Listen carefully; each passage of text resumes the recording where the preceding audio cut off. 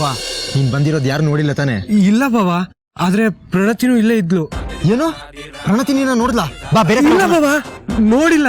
ಯಾರೋ ಫ್ರೆಂಡ್ ನ ಮೀಟ್ ಮಾಡಕ್ ಬಂದಿದ್ರು ಅನ್ಸುತ್ತೆ, ಹಾಗೆ ಪಾಸ್ ಆದ್ರು ಅಷ್ಟೇ. ಶೋರಾ? ನೋಡಿಲ್ಲ ತಾನೆ? ಶೋರ್ ಬಾವ, ಯಾರು ನೋಡಿಲ್ಲ. ನಾನಿಲ್ಲಿ ಬಂದಿರೋ ವಿಷಯನೇ ಯಾರಿಗೂ ಗೊತ್ತಿಲ್ಲ. ಅಪ್ಪ, ಯಾರಿಗೂ ಗೊತ್ತಿಲ್ದಿರೋ ಹಾಗೆ ಬಾ ಅಂತ ಹೇಳಿದ್ರಲ್ಲ, ಏನ್ ವಿಷಯ ಬಾವ?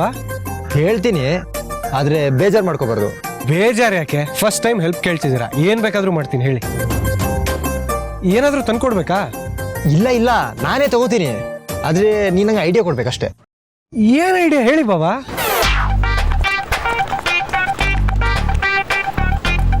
ಅದು ಹೆಂಗ್ ಕೇಳಿ ಇವನ್ನ? 1 ವರ್ಷದಿಂದ ಜೊತೆಲಿದ್ದೀರಾ, ಅಕ್ಕನ ಬಗ್ಗೆ ಇಷ್ಟು ಗೊತ್ತಿಲ್ಲ ಅಂದ್ರೆ ಏನ್ ಹೇಳೋದು? ಕೇಳೋದಾ ಬೇಡವಾ? ನಿಮ್ಮ ಅಣ್ಣಂಗೆ ಏನಿಷ್ಟ? ನಮ್ಮ ಅಣ್ಣಂಗೆ ಏನು ಇಷ್ಟ ಅಂದರೆ ಅವ್ನಿಗೇನೇನೋ ಇಷ್ಟಪ್ಪ. ಅವನಿಗೆ ಬಟ್ಟೆನಲ್ಲಿ ಬ್ಲೇಸರ್ಸ್ ಇಷ್ಟ, ಬ್ಲೂ ಕಲರ್ ಇಷ್ಟ, ಶೂಸ್ ಅಂತೂ ತುಂಬ ಇಷ್ಟ. ನಿಮಗೆ ಗೊತ್ತು ಮನೇಲಿ ಎಷ್ಟು ಕಲೆಕ್ಷನ್ಸ್ ಇದೆ ಅಂತ. ಅಲ್ಲ ಕಣೆ, ಅವ್ರಿಗೇನಾದ್ರೂ ಕೊಡ್ಬೋದು ಅನ್ನೋದಾದ್ರೆ ಅವ್ರಿಗೆ ಏನಿಷ್ಟ ಆಗುತ್ತೆ? ಕೊಡ್ಬೇಕಾ? ಯಾಕೆ ಹೇಳಿ? ಅದು ನಾವು ಮದುವೆ ಆಗಿ 1 ವರ್ಷ ಆಯ್ತು ಕಣೆ, ಫಸ್ಟ್ ಆನಿವರ್ಸರಿ. ಅದಕ್ಕೆ ಇಷ್ಟು ಬೇಗ 1 ವರ್ಷ ಆಗೋಯ್ತಾ ನೀವಿಬ್ರು ಮದುವೆ ಆಗಿ?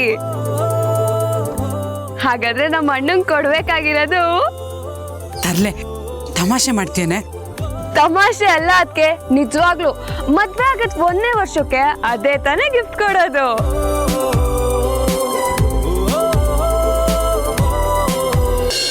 ಯಾಕೆ ಅಷ್ಟೊಂದು ಯೋಚನೆ ಮಾಡ್ತಿದ್ದೀರಾ ಹೇಳಿ ಬಾವ? ಅದು ನಮ್ ವೆಡ್ಡಿಂಗ್ ಆನಿವರ್ಸರಿ.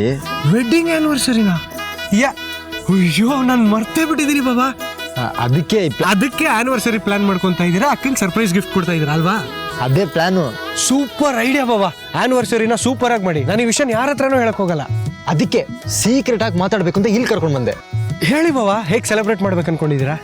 ಅಂತ ಪ್ಲಾನ್ ಏನೂ ಇಲ್ಲ, ಆದ್ರೆ ಏನಾದ್ರೂ ಒಂದು ಗಿಫ್ಟ್ ಕೊಡೋಣ ಅಂತ.